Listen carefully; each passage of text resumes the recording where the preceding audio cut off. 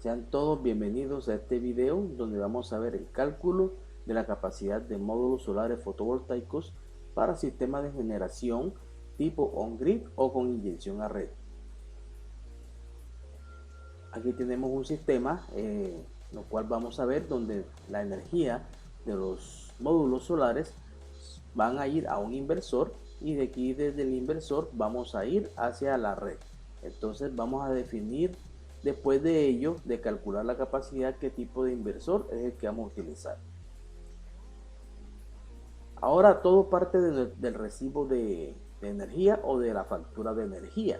En este caso nos vamos a concentrar aquí en la información del consumo. Como ven, el consumo nos da la factura o el recibo en kilovatios hora. Entonces lo que vamos a tomar aquí en este caso es, vamos a verificar cuál es el máximo consumo mensual. En este caso sería para mes de mayo, que es de 100 kilovatios hora por mes. Y nuestro objetivo es hallar el consumo diario. Entonces para ello nuestro consumo diario va a ser o resultar de la fórmula del consumo mensual máximo entre los días facturados. Entonces en este caso serían 100 kilovatios entre 30 días y nos va a dar 3.33 kilovatios hora por día, o pasándolo a vatios hora con la cantidad de 3.333. Bien, ahora este es nuestro insumo base para los cálculos y este valor que acabamos de calcular hay que afectarlo por los factores de corrección. Bien, nuestro objetivo es calcular el valor de la energía que deben proveer o proporcionar los módulos solares al sistema. Entonces aquí tenemos la fórmula que dice que la energía a proveer por los módulos es igual al consumo diario de energía en vatios hora por los factores de corrección.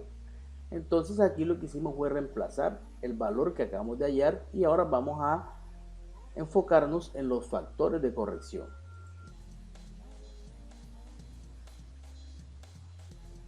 Nuestro primer factor de corrección tiene que ver con la variabilidad de la luminosidad solar. Es el mismo factor que se aplica para el cálculo de los sistemas aislados u off-grid. Entonces tiene que ver con un factor de seguridad para compensar la falta de luminosidad solar, ya sea por nubes o lluvias que reducen la captación de energía. Entonces este factor puede ir desde un 5 a un 40%, y te recomiendo que para sitios desérticos aplique un 5%, sitios soleados con escasas lluvias de un 10%, sitios con temporadas de lluvias, o sea, mitad verano y mitad lluvia, una compensación del 20%, y sitios con alta cantidad de lluvia de un 30 a un 40%. Nuestro objetivo es hallar el FLS o factor de luminosidad solar y va con la fórmula que es FLS es igual a 1 más el porcentaje de seguridad por la variabilidad de luminosidad entre 100, y aquí tenemos resultado que nos da 1.2, o sea un incremento del 20%, porque asumimos en este caso un 20%, lo cual conllevaría a un sitio que tiene igual estación de lluvias e igual estación de verano, y vamos reemplazándolo en la fórmula tal cual como estamos observando aquí. El segundo factor tiene que ver con la variabilidad del uso de cargas y tiempos de operación, y es para compensar la variación del consumo energético del domicilio. Entonces, como pudimos observar que los consumos no son estables, sino que tienen ciertas variaciones, y por esa razón nosotros adicionamos un factor de seguridad extra, en este caso sería de un 10 a un 30%, para compensar esas cargas. Entonces, en nuestro factor de variabilidad de cargas vendría siendo la misma fórmula que vimos para el FLS. Lo único que va a cambiar aquí es el porcentaje de la variación de carga. Entonces, si tiene un consumo el domicilio muy estable, puede ser de un 10%, y si es bastante variable, de un 30%. En este caso vamos a tomar un 20%, por tanto, la fórmula reemplazarla queda prácticamente igual a la anterior y tenemos un incremento del 20% verificado aquí por el factor 1.2 que vamos a colocar en la fórmula de energía a proveer por módulos, como estamos observando. El tercer factor tiene que ver con las pérdidas eléctricas debido a empalmes y caída de tensión que se dan en este caso en los cables que van desde los módulos o grupos de módulos hacia los inversores o cajas de control. Entonces estas pérdidas se calculan desde un 1, aquí pues un 3 a un 5%. En este caso vamos a tomar un valor, un ejemplo del 5%. Entonces para ello vamos a utilizar la fórmula de FPE es igual a 1 más porcentaje de pérdidas entre 100%. Reemplazando aquí nuestro valor que seleccionamos del 5, podemos coger un 3%, no hay problema, ¿ya? Y nos va a dar que el factor es 1.05. Y ese factor lo vamos agregando o adicionando a la energía a proveer por los módulos, como estamos observando aquí. Ahora vamos a ver el cuarto factor, que tiene que ver con la eficiencia del inversor. Recuerden que los inversores toman parte de la energía que entregan los módulos fotovoltaicos para operar. Entonces, como estas máquinas no son perfectas, tienen un consumo y tienen que ser asumidos, en este caso por los módulos solares. Entonces siempre va a existir una pérdida por consumo de un 10 a un 15%, y esa pérdida o consumo hay que asumirla. Entonces para ello tenemos este factor de eficiencia del inversor, que es igual al 100% entre la eficiencia del inversor, que ese dato lo podemos encontrar fácilmente en la ficha técnica de nuestro equipo. Estos inversores por lo general tienen eficiencias de un 85 a un 95%. Entonces lo que hay que adicionar aquí en esta fórmula es su eficiencia, y vamos a tener en este caso un incremento del 10% aproximadamente, que adicionamos a la fórmula de la energía a proveer por módulos, como estamos observando aquí, y llevamos ya 4 factores. Ahora vemos nuestro quinto y último factor, que tiene que ver con el porcentaje de ahorro energético. Este es un porcentaje del total de la energía que el cliente desea ahorrar y que debe ser suministrado por los módulos solares. Entonces este es un factor que depende mucho de nuestro cliente o de lo que él desea. Entonces vamos a ver que se incorpora directamente en la fórmula. Aquí lo vemos entre el porcentaje de ahorro que desea, que está entre el 1 y el 100% sobre 100%.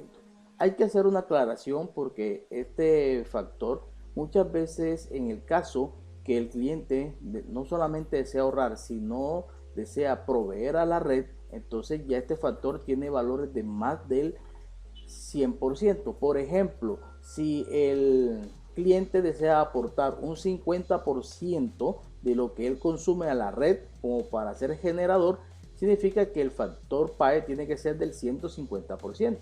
Pero en este caso solamente nos vamos a enfocar en el ahorro, y vamos ahorrando un 70% de la energía consumida por mes. Entonces lo que hacemos es reemplazar el valor de 70 aquí entre 100 y lo añadimos a nuestra fórmula que seguimos analizando. Ahora verificamos el resultado final y nos vamos a encontrar con que la energía a proveer o a dar los módulos por día es de 3880.5 vatios hora, y esa debe ser proporcionada al inversor. Ahora nos enfocamos en el cálculo de las horas solar pico o HSP. Como ya conocemos el valor de la energía en vatios hora que deben proporcionar los módulos al inversor por día para que éste haga la inyección de red, entonces ahora vamos a verificar cuál sería la potencia total en vatios de ese conjunto de módulos. Entonces para ello hay que recordar lo que es el HCP u hora solar pico. Recuerden que el HCP es el número de horas en el día en el cual se tiene una irradiancia E ideal de 1000 vatios hora por metro cuadrado. Lo que en esta gráfica que tenemos aquí, que sería el comportamiento de un día, estaríamos hablando que esta es la irradiancia de 1000 vatios por metro cuadrado, y aquí tendríamos el lapso de horas del HCP. Entonces este cuadrado o rectángulo aquí representa la energía que van a captar los paneles y tiene que ser proporcionada al inversor. Ya tenemos un video sobre este concepto en el canal. A continuación se buscan los valores de irradiación o radiación solar I por mes en el sitio del proyecto. Hay que recordar que aquí tenemos detallado los meses, pero este es un valor que se da por día. Entonces nos vamos a concentrar en el mes donde tenemos la menor irradiación, que sería el mes de noviembre, con aproximadamente 3700 vatios hora por metro cuadrado. Ahora vamos a calcular el valor del HCP mínimo para el sitio, el cual viene expresado por la expresión que es el valor de la radiación entre el valor de la irradiancia en condiciones STC. Recuerden que en condiciones STC la irradiancia E es de 1000 vatios por metro cuadrado y al reemplazar el valor de la radiación mínima nos da un HCP de 3.7 horas. En el diagrama aquí estaría representado, aquí tenemos la irradiancia de 1000 vatios por metro cuadrado y vamos a representar los lados aquí del cuadrado donde vamos a representar esas 3.73 horas. Vemos aquí. Ahora vamos a calcular esta vez la energía a proveer por módulos, pero en función de las características de los módulos, y para ello debemos tener en cuenta cuánto es la potencia nominal del módulo. Aquí está. Hay que tener en cuenta cuánto es la cantidad de ellos. Mírenlo aquí.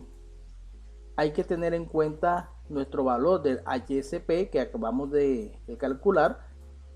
Y hay que tener en cuenta la eficiencia de operación del módulo en sitio, y este está afectado por la temperatura ambiente. Sin embargo, aquí les dejo unas tablas para que, de acuerdo a la temperatura ambiente del sitio, podamos seleccionar esa eficiencia.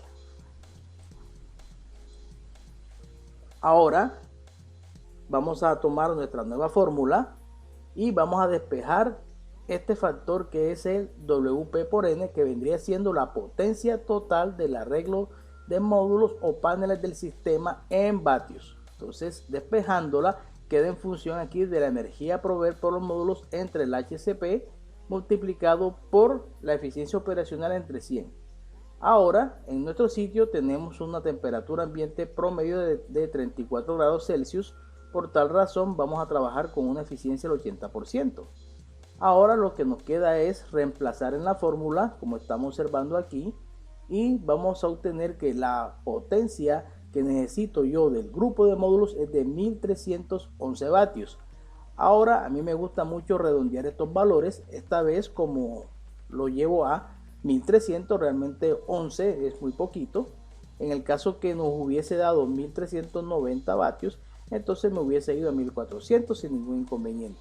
Y aquí ya tenemos el valor total de nuestra potencia o capacidad de los módulos en vatios.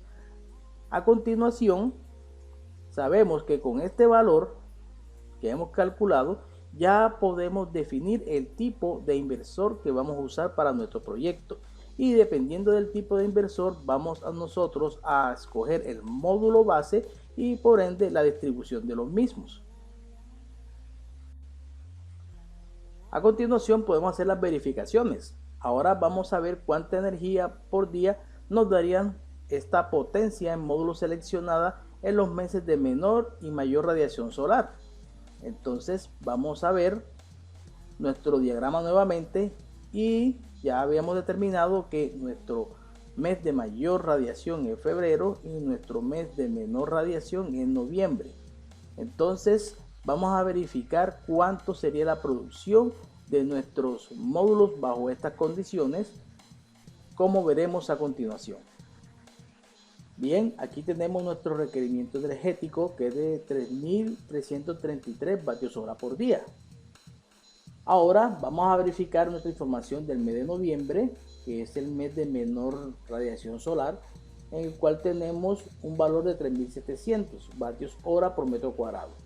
Al calcular el HCP, dividirlo entre 1000, nos da 3.7, y ahora vamos a reemplazar ese valor en la fórmula de energía, donde tenemos el HCP, donde tenemos nuestra potencia de módulos que acabamos de calcular y la eficiencia operacional del mismo en sitio. Al reemplazar los valores vamos a obtener que con esa cantidad vamos a producir 3848 vatios hora en ese día, lo cual va a cubrir la necesidad en ese mes cuando tengo menor radiación solar. Ahora vamos a verificar cuánto sería el valor en el mes de mayor producción, que sería el mes de febrero, donde tengo una radiación de 5000 vatios hora por metro cuadrado. Por tanto, mi HSP es de 5 horas y esto afecta bastante. Vean que reemplazar los valores en la fórmula, aquí el HSP por 5, 1300, la potencia no cambia y obviamente tampoco cambia la eficiencia operacional de los módulos. Vamos a obtener una producción de 5200 vatios hora por día. Mírenlo aquí.